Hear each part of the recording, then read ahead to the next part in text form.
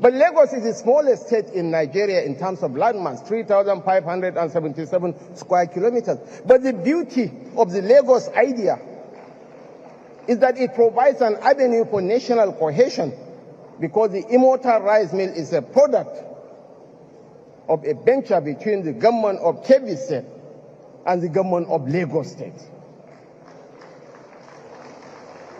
Nigeria has a coastline of 850 kilometers, covering 8 states. The single largest investment in this country is the $25 billion Dangote refinery, the single largest single-train refinery in the world, covering 1,000 hectares of prime land, bigger than Victoria Island, producing 3 million metric tons of fertilizer per annum, 1 million metric tons of polypropylene, and processing, refining 650,000 barrels of oil per day. It's because of the enabling environment, the welcoming environment that Ashwaju provided here in Lagos that made it possible for Ashwaju, that made it possible for Haji Aliko Dangote to site his refinery in Lagos. He could have sited it in Ondo, in Ogun, in Rivers. There are 8 states along the coastline, but he opted for Lagos because of the quality of ideas provided by the template established by Bola Tinubu. And the MRS lubricant, MRS is owned by my brother from Kano. It's because of the enabling environment created by Ashwaju and his own team that we are here to celebrate. I want to commend the governor of Lagos State for strictly observing the template and working on the template and transforming Lagos. When Ashwaju became the governor of Lagos State, you and I know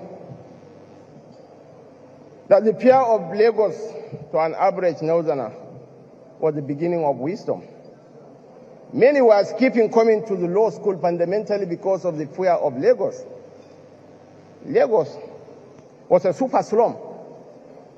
I believe the Attorney General of the Federation can give better testimony to this, my statement.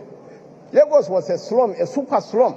But because of the quality of this man's ideas, Lagos is now the 3rd largest economy in Africa. From 600 million, Lagos government is now generating 61 billion naira every month as the internally generated revenue, and Lagos is projected to be the 3rd largest economy by the end of the decade. So, Your Excellencies, ladies and gentlemen, I want to celebrate Lagos. I want us to celebrate Lagos. I want to urge Nigerians, irrespective of differences in political affiliations, religious persuasions, tribal or sectional backgrounds, to look at the larger picture. President Buhari, by the quality of his leadership, by creating the enabling environment for Ashwaju to emerge as the presidential candidate of the APC, to me was the highest point of his leadership. Your Excellencies, ladies and gentlemen, the President deserves a standing ovation from all of us for this quality of leadership that he has provided to this nation.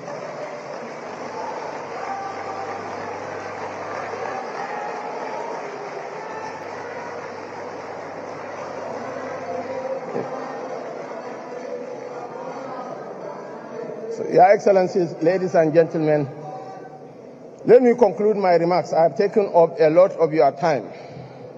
But the Nigerian electorate is much more sophisticated than what some pretentious politicians are making us out to look like. Next month's election is a watershed election in the history of this country. The ability, as I have always said, the ability to sell bottled water in a saturated market, or the capacity to collect excise duties, doesn't make one an expert in economics. In the same vein, the ability to hawk alcoholic beverages imported from South Africa doesn't make one an expert in how to run a modern economy. I will urge you all to vote for the one that will sustain the legacies of President Muhammadu Buhari. for someone who has the integrity, who has the character, who has the skill set to catapult this nation to a higher